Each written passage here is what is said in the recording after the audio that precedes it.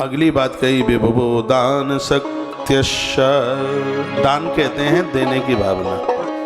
आप कमाते हैं, माँ बाप जी के ऊपर खर्च करते हैं, ये आपकी तपस्या है।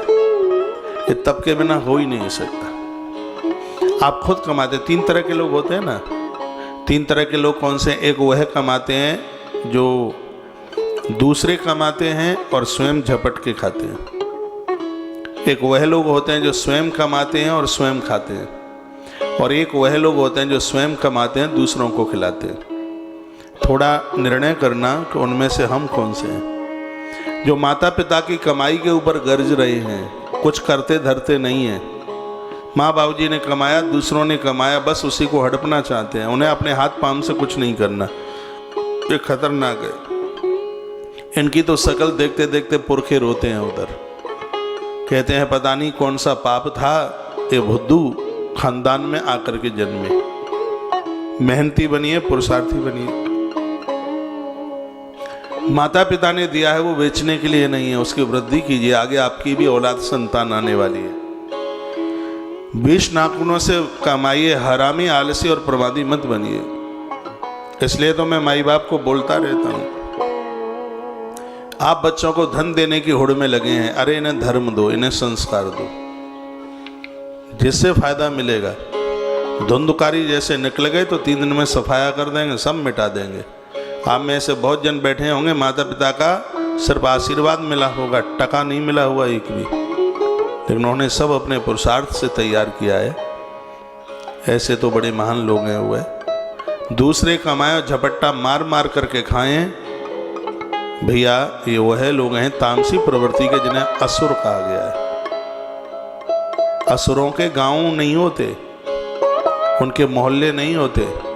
जो कमाते नहीं है, बैठे बैठे खाते हैं, माता पिता के ऊपर अकड़ दिखाते हैं, संत महापुरुष गुरुजनों का कभी सम्मान नहीं करते, पराई नारियों को कुदृष्टि से देखते हैं, उनका धर्म बिगाड़ते हैं। यही तो असुर हैं। प्रमाण लीजिए, रामायण की चौपाई है। माँ नहीं माँ तो पिता नहीं देवा, माँ नहीं माँ तो पिता नहीं देवा, माँ नहीं माँ तो पिता नहीं देवा। साधु ने सद कर वही सेवा, साधु ने सद कर वही सेवा। माँ नहीं माँ तो पिता नहीं देवा, माँ नहीं माँ तो पिता नहीं देवा। साधु सन करे वही सेवा। माँ नहीं माँ तो पिता नहीं देवा, माँ नहीं माँ तो पिता नहीं देवा। साधु सन करे वही सेवा। चरण भवानी जिनके चरण भवानी, सो जाने से चढ़ सब प्राणी, सो जाने से चढ़ सब प्राणी। ये भगवान महादेव के शब्द हैं। वो कहते हैं जगदम्बा जिनके अंदर ऐसे आचरण है, उन सबको निशाचर समझ लो, राक्षस समझ लो। मैं अपनी बहनों को कहना चाहूँगा, इन वृद्धों का अति आदर मान सम्मान करो। इनको अपना माता पिता नहीं, माता पिता से ज़्यादा समझिए। घर का ऐसा माहौल बनाइए, और जब तपस्या बढ़ती है तब ये सब चीज़ें होती हैं। बड़ी सुंदर बात कही। आप कमाते हैं और दूसरे कमावें स्वयं लूटें, वो असुर हैं। स्वयं कमावें और स्वयं खावें, साधारण आदमी हैं, और स्वयं कमाते हैं, दूसरों को जिमाते हैं, खिलाते हैं, दूसरों का ख्याल रखते हैं, वो मनुष्य का चोला पहने हुए वो देवता हैं। वंदनीय, वो प्रणाम करने के लायक देव बनिए। अपने लिए भी जीना क्या जिंदगी है, जिंदगी है नाम उसका जो जीवन दूसरों के लिए जी लिया जाए।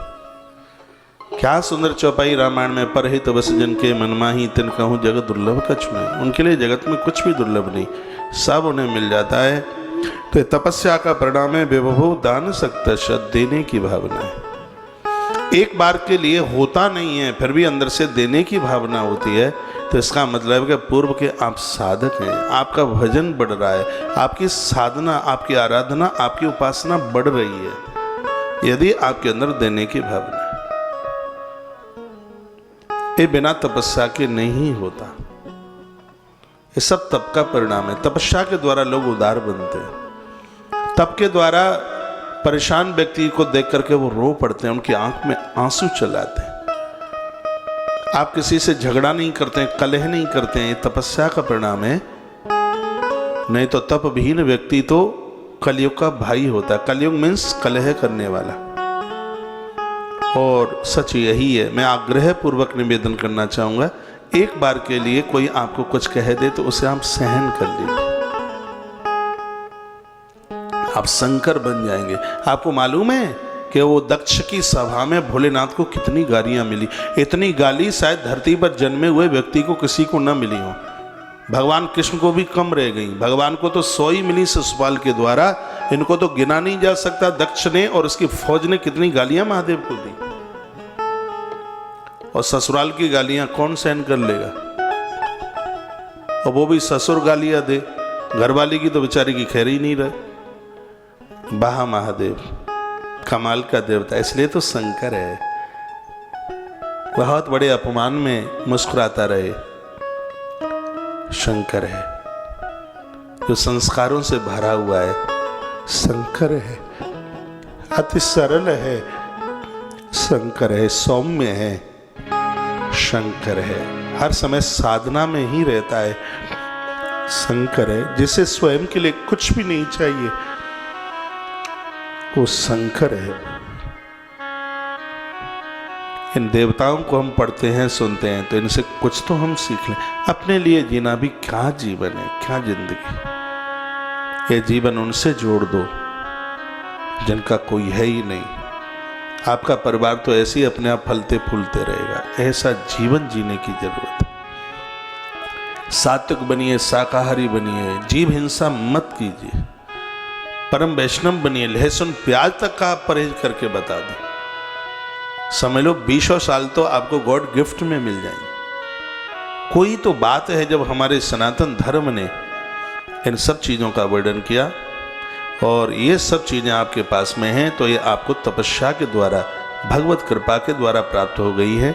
शाकाहारी भोजन, भोजन को पचाने की शक्ति, पति पत्नी से, पत्नी पति से संतुष्ट, और देने की भावना, दानशील प्रवृत्ति, ये इतनी चीज़ें आपके पास है। समझ लो आपका तप बढ़ रहा है, आपकी साधना बढ़ रही है, आपकी उपासना बढ़ रही है। तपस्या माला की काउंटिंग करने से नहीं बढ़ती कि मैंने 25 माला रोज जपी है। आपने क्रोध को जीत लिया, आपका तप बढ़ रहा है। आपने जीभ को जीत लिया है, आपका तप बढ़ रहा है। आपने जनेंद्रियों को जीत लिया है, जन इंद्रियों को आपने जीत लिया है, आपका तप बढ़ रहा है। आप खाने के लिए नहीं जी रहे हैं, आप जीने के लिए खा रहे हैं। ऐसी स्थिति बन गई है तो आपका तप बढ़ रहा है। क्या अद्भुत बातें कही। यजन करिए, यज्ञ करिए, ये सब चीजें आपको मिलेंगी।